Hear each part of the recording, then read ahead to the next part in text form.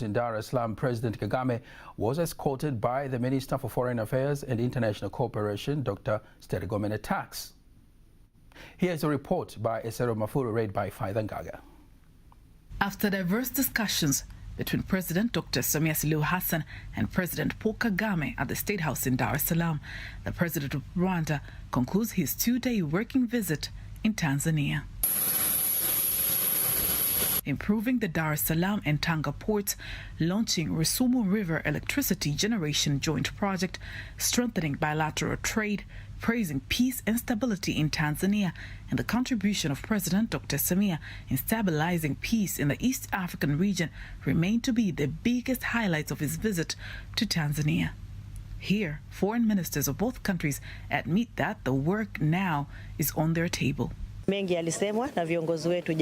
lot has been said by our leaders yesterday. Amongst them is infrastructure, ICT and industrial development. What follows is for us to implement the instructions given to us.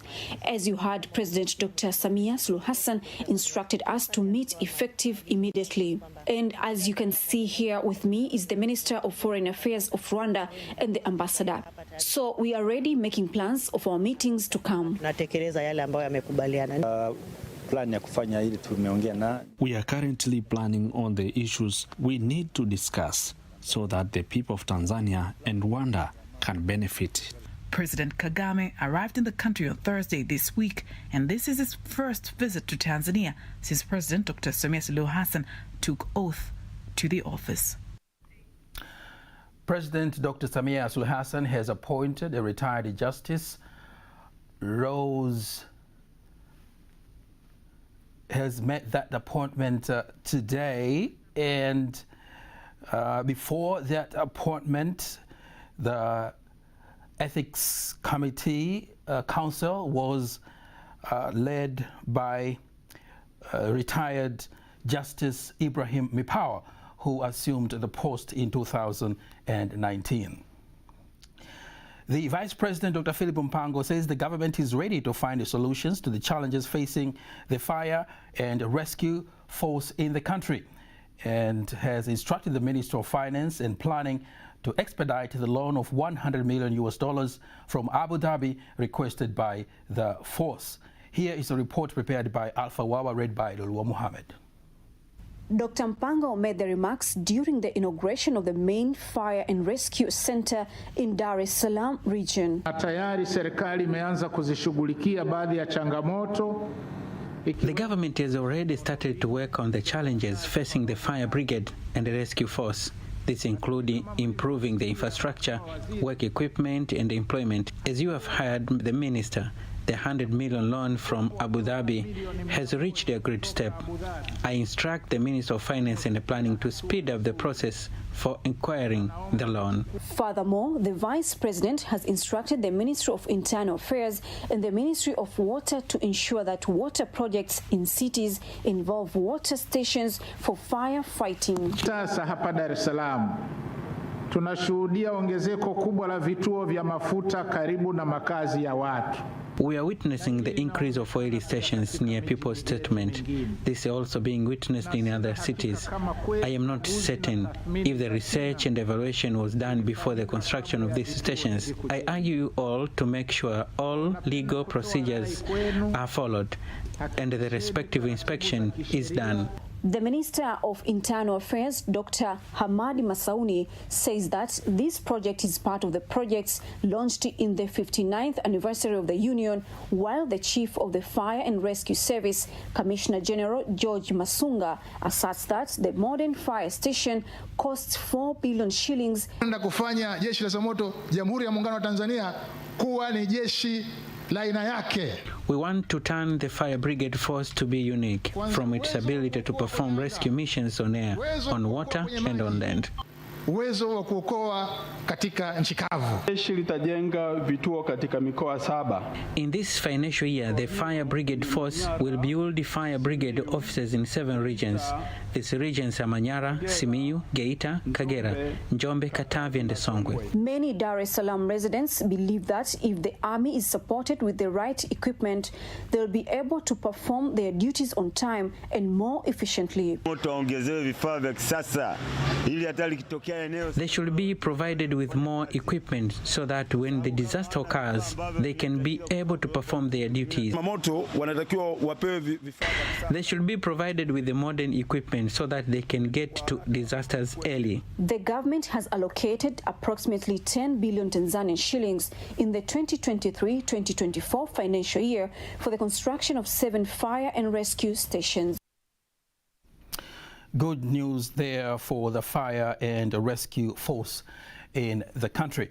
Earlier on, I were to tell you about the new appointment that has been made by the President. President Dr. Samia Suluhu Hassan has appointed retired Justice Rose Timber to chair the Ethics Council. A statement issued earlier today by the Director of Presidential Communications, Zuhura Yunus, states that Rose is replacing Justice Ibrahim Mipawa, whose tenure has expired. According to the statement, her appointment is effective from April 24th, 2023. The outgoing Justice Ibrahim Mipawa assumed the post in 2019. The director of the Muhimbili Orthopedic Institute, MOI, Dr. Respius Boniface, says the institute, for the first time in Tanzania and in East Africa, has started to provide surgical services through injections, also known as RFA, for patients suffering from chronic nerve pain, especially around neck, lower back, or joints. Here's a report prepared by Dionys Kidai, read by Faithan Gaga. The director of the Muhimbili Orthopedic Institute, MOI, Dr. Respius Boniface, further clarifies that the service that has started to be provided at the hospital in collaboration with a team of doctors from the Ashoda Hospital from India will help to reduce treatment cost from 20 million Tanzanian shillings to 1 million Tanzanian shillings. Sasa leo tuko kwenye kambi hii ambayo tumeanza jana ya huduma mpya ambayo kwa mara ya kwanza. Today we are at the camp that started yesterday for this service, which I think it is the first time to be done here in Tanzania. The cost is only about 1 million, but some people were going abroad for this service and spent not less than 16 million or 20 million. Some of the patients who have already benefited from the treatment through the service say they are grateful for the service being available here in the country, as it has helped to reduce the costs of traveling abroad for treatment. Nilikuwa na maumivu ya mgongo zaidi ya miaka 5. I had a back pain for more than 5 years, but after hearing about this opportunity at MOI, I decided to come. I thank the entire team of the MOI, the doctors from India, and the president, because not all people can go abroad for this service. We are very grateful, and I feel completely fine right now. The U.S. Ambassador to Tanzania, Michael Barrow, urges avocado farmers in the country to improve the value chain system of the product from storage, production to transportation so that they can reap the benefits of avocado market in the United States. He was in Dar es Salaam during a global policy dialogue on food security involving 5 countries, including Tanzania, Uganda, Kenya, and Rwanda. Rehema Sibabili reports. Speaking during the dialogue in Dar es Salaam region, the American ambassador to Tanzania, Michael Barrow, says currently the avocado market in the United States is dependent on Mexico as a sole source of product to sell to the country's avocado market. I'd love to see Tanzanian avocados also shipped to the U.S. We depend on avocados from Mexico. Well, Mexican avocados grow at a different season than Tanzanian avocados. So if you have the right cold storage, the right shipping opportunities, then places like the U.S. could have avocados all year round. So you're solving a problem by creating economic benefit in Tanzania, by creating opportunities for Europeans to have avocados from from Tanzania. On their part, some stakeholders who participated in the dialogue said in order for Africa to overcome the challenge of food security, there is a need to involve youth groups in the agricultural sector, as well as to strengthen the infrastructure of agricultural technology, storage and transportation of crops. Because the problem is that when they harvest most of the food crops, then they sell them to take care of their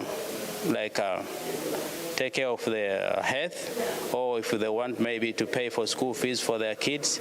So maybe in 1 or 2 months after they harvest their crops, then they don't have more money.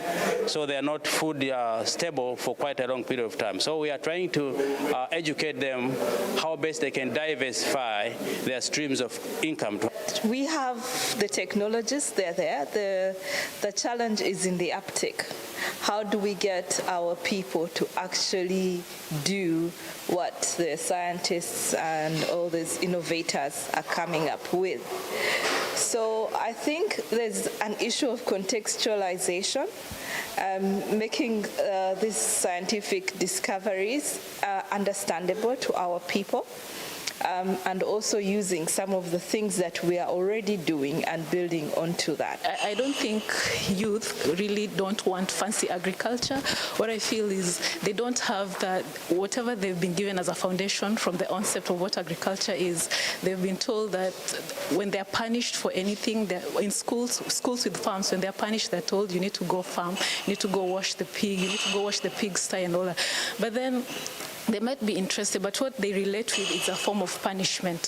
So to create that interest, it's not necessarily, not necessarily just having the capital for them, but they also show them that this is where having farming will make you function, because you need to eat to function. Statistics show that there's still a great need for increase of food production in Africa due to the ongoing population growth. Reporting from Dar es Salaam, Rehema Sebabili, TBC. Chama cha Mapinduzi CCM says it has learned how the country of China has been able to eradicate poverty, facilitate investments, and grow economically and in various fields. The visit to China comprised of various CCM leaders, including the CCM Secretary General Daniel Chongolo, whereby speaking after returning to the country, the Secretary of Ideology and Publicity, Sophia Mjema, says they visited 3 states in China, including Beijing, Hubei, and Guangdong, and we recommend the government what they have observed during the visit. We thought it will be a good opportunity to go and learn about it. This visit has been a great success. So this team has returned and other teams will go there. We have learned how our colleagues have achieved in different sectors and will spread the knowledge. The visit follows the agreements to strengthen ties reached between the President, Dr. Samia Suluhu Hassan, who is the chairperson as well of CCM, and Xi Jinping, the President of People's Republic of China, who is also the Secretary General of CPC Party. The Business Registration and Licensing Agency, BRELA, has been urged to localize the ambassadorial role when planning to convey messages on intellectual property registration in order to influence the small-scale entrepreneurs to register their businesses. It was stated in Dar es Salaam during celebration of the World's Intellectual Property Day, which this year has a theme of women and intellectual property in accelerating innovation and creativity in recognition of the women that shape the world through their imagination and creativity. Rehema Sebabili has more details. Every April 26, International Intellectual Property Day is observed to honor the creative effort that goes into an invention. Some of the women entrepreneurs who participated in the celebration have said the intellectual property has helped them reach international markets. To do business with other people, you have to have ownership of your brand. But for small and micro businesses, they might not have an understanding of a trademark, of what a trademark is. So it is a role of BRELA to communicate the same to these people so that they understand the value of owning their own brand, owning the intellectual property, owning their innovation. A lot of people are not aware I'm lucky enough that I get to research and know about this thing. A lot of people don't even know what intellectual is, and they don't think there's importance of doing it, of registering and doing all this. It's not important for them. But ever since I've done it, I've seen a lot of importance of doing it. Having intellectual property of my brand, it gives me confidence of my brands, and also it has made me to sell my product easier, simply because people are aware of Active Mama. So whenever I produce a new product, people they say, no, we are familiar with this product. Speaking at the celebration, the Permanent Secretary of the Ministry of Investment, Industry and Trade, Dr. Hashid Abdullah, said that Tanzanian products and services can compete and cross the borders of Tanzania, and he commended business persons to look at the issue of intellectual property as an opportunity to protect their creativity. We as a ministry, we are making sure that whatever is innovated, whatever is ready to get legal protection, we facilitate the protection of those properties from the legal sphere. Say that the number of registration is increasing, but it is sad because women are not that much. That is why WIPO came with this topic, with this theme, to make sure that we encourage women to register the works, because we know a lot of women are there, but they are not formalizing their businesses. The celebration have gone hand in hand with various discussions aimed at encouraging designers to register their designs for sustainable business development. Reporting from Dar es Salaam, Rehema Sebabili, TBC News. Thank you very much, Rehema Sebabili. The chairman of the Cereal and Other Produce Board of Tanzania, CPB, Salum Awadhi, urges farmers and crop traders in the country to take advantage of the presence of its agricultural produce warehouses to store and sell their crops. He made the appeal during the meeting of stakeholders of grain crops in Iringa region. Here's a report prepared by Irene Mwakalinga, read by Lulua Muhammad. The Iringa region is one of the regions with grain storage areas in the Southern Highlands. However, the chairman of the Board of Directors, Cereal and Other Produce Board of Tanzania, CPB, Salum Awadh, says that the capacity of his mills to store and process grain throughout the country is 445 tons per day, but they get 195 tons, which is equal to only 35% of the capacity. This means that the farmers and grain traders do not maximize on the available opportunity.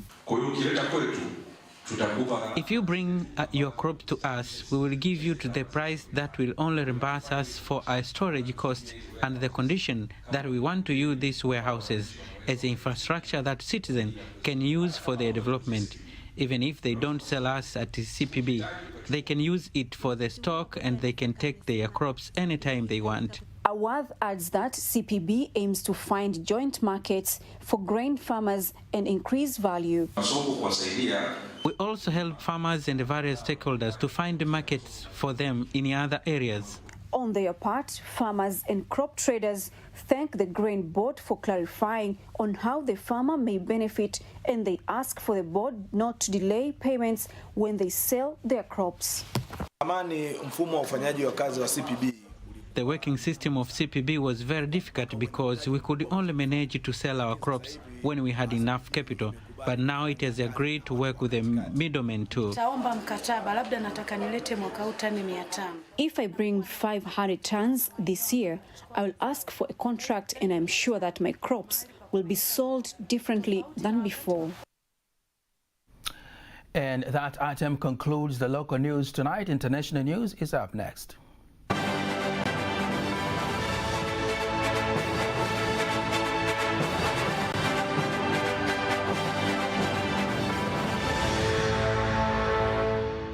And here is international news compiled by Dorothy Murray, read by Faidan Gaga. Rival factions of Sudan's military agreed to renew a 3-day ceasefire shortly before it was due to expire, but there are continuing reports of heavy fighting in the capital, Khartoum. Reports say a Turkish military plane on an evacuation mission was shot at today as it was landing at an airport outside Khartoum. No one was injured, and the Rapid Support Force, RSF, denied accusations by the army that it was involved. The previous truce allowed thousands of people to attempt to flee to safety, while dozens of countries have tried to evacuate their citizens. Almost 2 weeks of fighting between the army and a rival paramilitary group have left more than 400 people dead. South Sudan has offered to host peace talks, and the army has agreed to send representatives to the talks. Pastor Ezekiel Odero of New Life Prayer Center in Mavueni, Kilifi County in Kenya, will spend the long weekend in remand. The televangelist, who was arraigned at Shanzu Law Court, will be in police custody until Tuesday next week, when a ruling on an application by police to hold him for 30 more days to allow police to complete investigations will be made. Reports say police tied the controversial preacher to the bodies exhumed at the Shakahola land in Malindi, Kilifi County, adding that there are several followers of his ministry whom they believe have met their death in their quest for divine intervention. The prosecution says it is undertaking investigations relating to serious crimes that the respondent is jointly and by conspiracy suspected to have committed, including murder, aiding suicide, abduction, radicalization, genocide, crimes against humanity, child cruelty, fraud, and money laundering. Suspected Islamist militants have killed 33 soldiers in northeast Burkina Faso during an attack on a military post.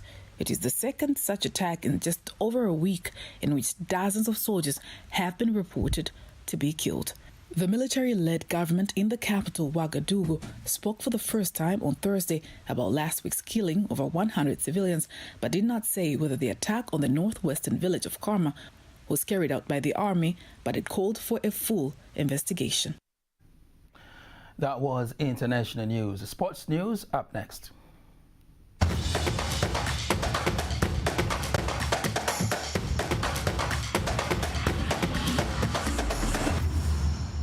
Here is sports news with Mario Cheto.